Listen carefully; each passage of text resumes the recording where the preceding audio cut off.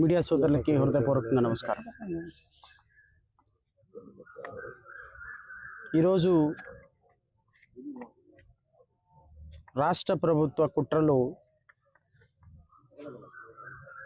కొనసాగుతూ ఉన్నాయి.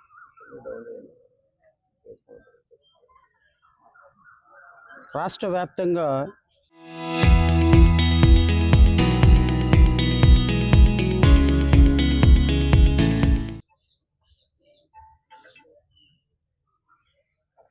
ప్రశ్నించేటువంటి గొంతుల మీద కేసు పెట్టాలి అని ప్రభుత్వం ఆలోచించటం తప్పులేదు. ఎందుకంటే ప్రభుత్వానికి ఒక ఎజెండా ఉంటుంది. ఆ ప్రభుత్వ ఎజెండా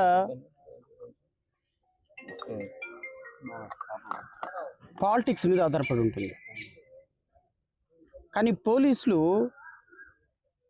లెజిస్లేటివ్ బాడీ కాదు, ఎగ్జిక్యూటివ్ బాడీ. చట్టాలు చేయటం వరకు శాసనకర్తల యొక్క రోల్ అయితే, చట్టాలను అమలుపరిచేటువంటి బాధ్యత పోలీసులది. కానీ దురదృష్టం ఏంటి అంటే, ఆంధ్రప్రదేశ్ రాష్ట్రంలో పోలీసులు ఫాలో అవుతున్నటువంటి రాజ్యాంగం క్రిమినల్ ప్రొసీజర్ కోడ్ కాదు, లేకపోతే భారతీయ బిఎన్ఎస్ఎస్ కాదు, బిఎన్ఎస్ కాదు. ఇక్కడ ఫాలో అవుతుంది Pawan Kalyan constitution, PC, Pawan Kalyan constitution. Pawan Kalyan constitution ఎలా ఫాలో అవుతుంది అంటే, మీ అందరూ మీడియా సోదరులు పొద్దున్నుంచి చూస్తున్నారు. పోలీస్ స్టేషన్లకు తీసుకురావటం అక్రమమా సక్రమమా చట్టం చూసుకుంటుంది. ఒకవేళ ఆ ప్రశ్నించేటువంటి రావణ్ కొంచెం ఎక్సెసివ్గా ప్రశ్నించాడు, లాంగ్వేజ్ కొంచెం ఎక్కువగా చెప్పాడు అని ఫీల్ అయితే చట్టం బెయిల్ ఇస్తుందా, బెయిల్ ఇవ్వదా, ఏం చేస్తుంది అనేది law will take their own course. అయితే చట్టం చేస్తున్నటువంటి పని చట్టం చేస్తుంది. రావణ్ కొంచెం ఎక్సెస్గా ప్రశ్నించాడు అనుకున్నప్పుడు చట్టం బెయిల్ ఇస్తుందా, బెయిల్ ఇవ్వదా పక్కన పడేసేయండి. It's most unfortunate thing. Arrest చేయటం అది సక్రమమా, మంచిదా, చెడ్డదా అనేది నేను అక్రమం అంటాను, వాళ్ళు సక్రమం అంటారు. That is a different issue. కానీ పోలీస్ స్టేషన్ల మీద దాడి, వందల మంది పోలీస్ స్టేషన్లోకి దూకి, ఈవెన్ పిఠాపురంలో, నిన్న కాకినాడలో, ఈరోజు మచిలీపట్నంలో, ఈరోజు పోలీస్ స్టేషన్ల మీద వందల మంది జనసేన కార్యకర్తలు దాడి చేసి ఒక వ్యక్తిని కొట్టాలి, ఒక వ్యక్తిని చంపాలి అని చూడటం ఈ రాష్ట్రంలో ఉన్నటువంటి ఉప ముఖ్యమంత్రి పవన్ కళ్యాణ్ అధికారంలో ఉన్న పార్టీకి తప్ప రైటా ఆలోచించాలి.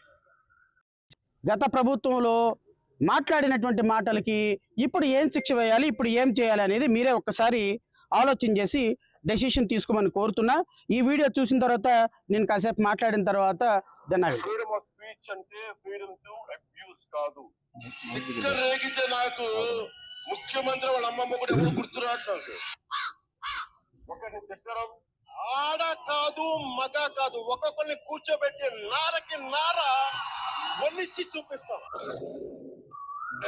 ఇవ్వడం, వంట చేతి వస్తాం, మెడ పిసికి తొక్కి కింద నొక్కేస్తాం. కొడకల్లారా, ఆధారాలు లేకుండా ఆరోపణలు చేయడం, చేప నుంచి ఎక్స్ట్రాక్ట్ చేసిన నూనె, పశువు సంబంధించిన కొవ్వు, మందికి సంబంధించిన కొవ్వులు, ఇవి ఎక్కువ ఉన్నాయి.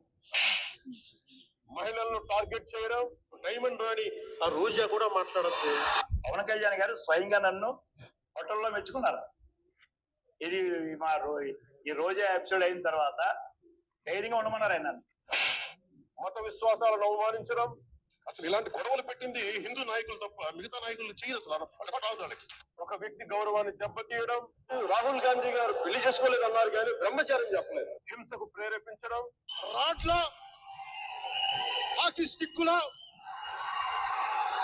రాళ్ల ఒట్టి చేతులు అభినందనగా రెడీరా.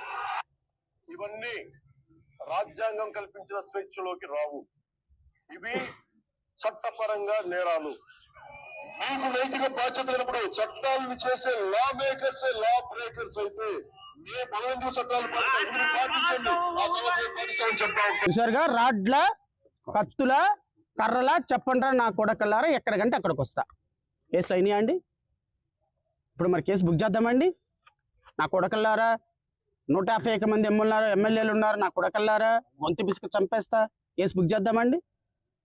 మిమ్మల్ని అరెస్ట్ చేసి పోలీస్ స్టేషన్కి తీసుకొచ్చి 100 మంది 1000 మంది వైసీపీ కార్యకర్తలు వచ్చి మా నాయకుడిని తిడతావా, మా ఎమ్మెల్యేలను తిడతావా అని పోలీస్ స్టేషన్లో మిమ్మల్ని పెట్టి దాడి చేయించండి. చేయొచ్చా?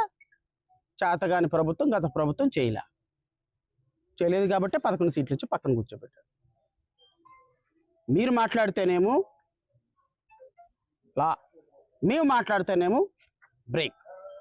మీరు మాట్లాడితే చట్టం, మేము మాట్లాడితే మాత్రం నేరం. మీరు మాట్లాడితే మాత్రం గౌరవం, మేము మాట్లాడితే మాత్రం అగౌరవం. మీరు చేస్తేనేమో సంసారం, మేము చేస్తేనేమో వ్యభిచారం. ఇది గౌరవ ఉప ముఖ్యమంత్రి గారి యొక్క పరిపాలన. ఈయనకంటే హోమ్ మినిస్టర్ కావాలంట. ఇద్దాం. పంచాయతీరాజ్ శాఖలో ఉన్నప్పుడే ఈ విధంగా పోలీస్ స్టేషన్ల మీద దాడి చేస్తుంటే, పోలీస్ స్టేషన్ల మీద దాడి చేసి రాళ్ళు రప్పలు కత్తులు కటార్లతోటి దాడులు చేస్తుంటే, ఒక వ్యక్తి మాట్లాడినటువంటి మాటలు మీరు సమర్థించుకోలేక నరేంద్ర మోడీని 1000 మంది సోషల్ మీడియాలో పచ్చిబూతులు తిడుతుంటారండి. నరేంద్ర మోడీ ఏ రోజైనా ఇలా చేయొచ్చండి? చేశాడండి? హోమ్ మినిస్టర్ అమిత్ షాని మాట్లాడతారండి, ఏ రోజైనా చేశారండి? గత ప్రభుత్వంలో ముఖ్యమంత్రి మీద మాట్లాడారండి, ఏ రోజైనా చేశారా? ఒకవేళ ఆయన చేసుంటే ఖండించాము. ఈరోజు మీరు చేస్తున్నారు. ఎంత చేస్తున్నారు అంటే, మీరు ప్రత్యక్షంగా అనుభవించి కూడా దానికి 3 మీ కార్యకర్తలను రెచ్చగొడుతున్నారు. మీ కార్యకర్తలు అనుకుంటున్నారు మా గౌరవ పవన్ కళ్యాణ్ గారిని అంటే మేము చాలా చాలా చాలా పోలీస్ స్టేషన్ల మీద పడి దాడి చేశామనుకుంటున్నారు. మీరు దాడి చేస్తుంది, మీ కార్యకర్తలను దాడి చేస్తుంది, మీరు సహకరిస్తున్నారు, మాకేదో గొప్ప పేరు వస్తుంది అనుకుంటున్నారు. ఒక్కొక్క కార్యకర్త వేసే రాయి 1,00,000 ఓట్లు మీకు నష్టం కలిగిస్తుంది అని మీరు గుర్తుపెట్టుకోండి.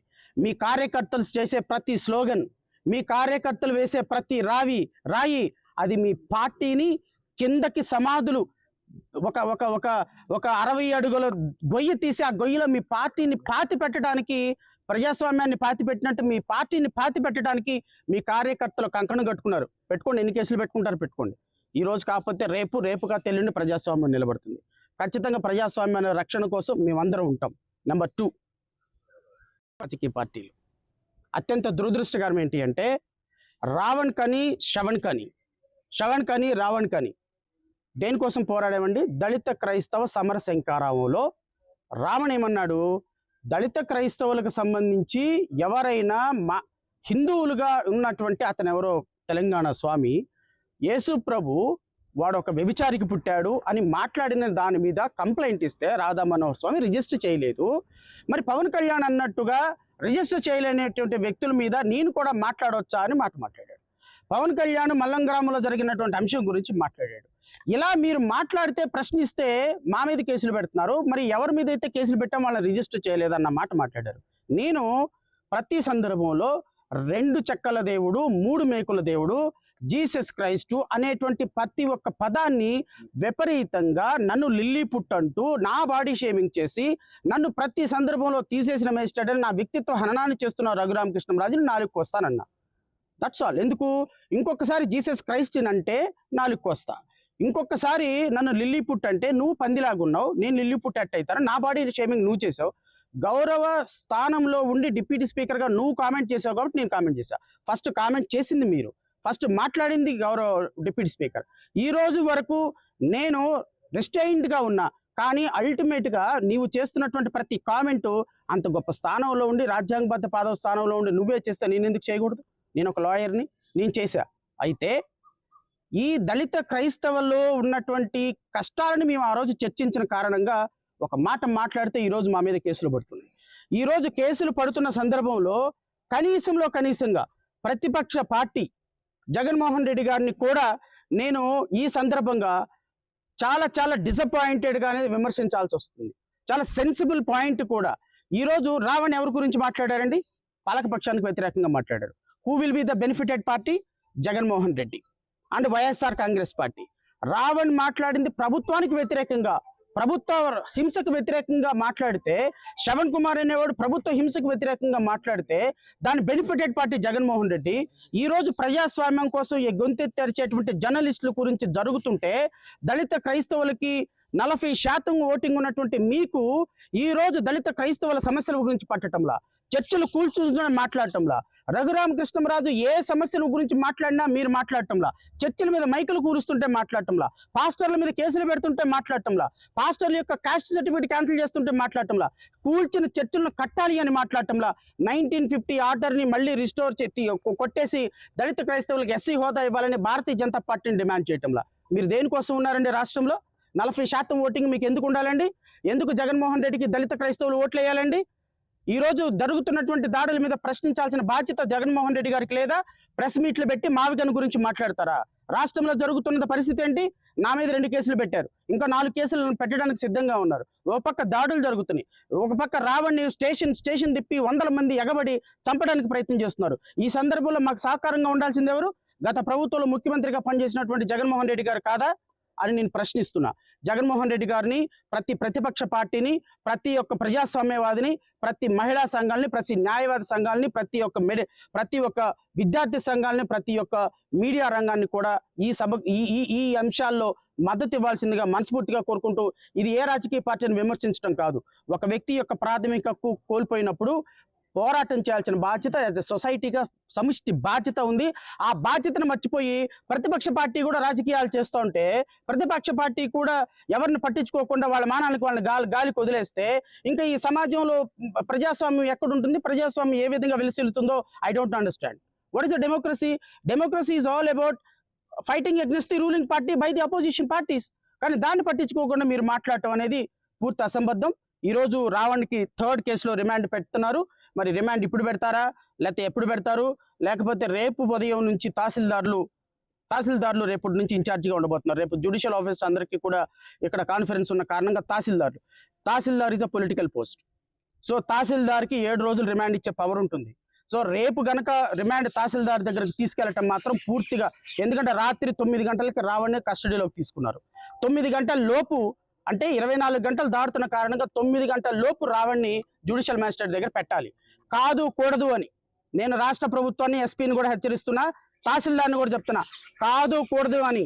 ఈరోజు రిమాండ్ పెట్టకుండా రేపు ఉదయం గనక ఎగ్జిక్యూటివ్ మ్యాజిస్ట్రేట్గా తహసీల్దార్ ఉంటాడు కదా, తహసీల్దార్ మనం ఎంపాయింట్ చేసినోడే కదా, ఎట్లాగోలాగా రిమాండ్ తీసేసుకుని 7 రోజుల తర్వాత చూసుకుందాం, పీటీ వారెంట్లు వేసుకుందామని మీరు ఏమైనా ప్రయత్నాలు చేస్తే మాత్రం చెప్తున్నాను కదా, హైకోర్టులో తహసీల్దార్ పోస్ట్ ఊడిపోతుంది, హైకోర్టులో పోలీసుల పోస్ట్ ఊడిపోతుంది. మీరు రాజకీయ నాయకుల కోసం మీ ఉద్యోగాలు పోగొట్టుకోవద్దు.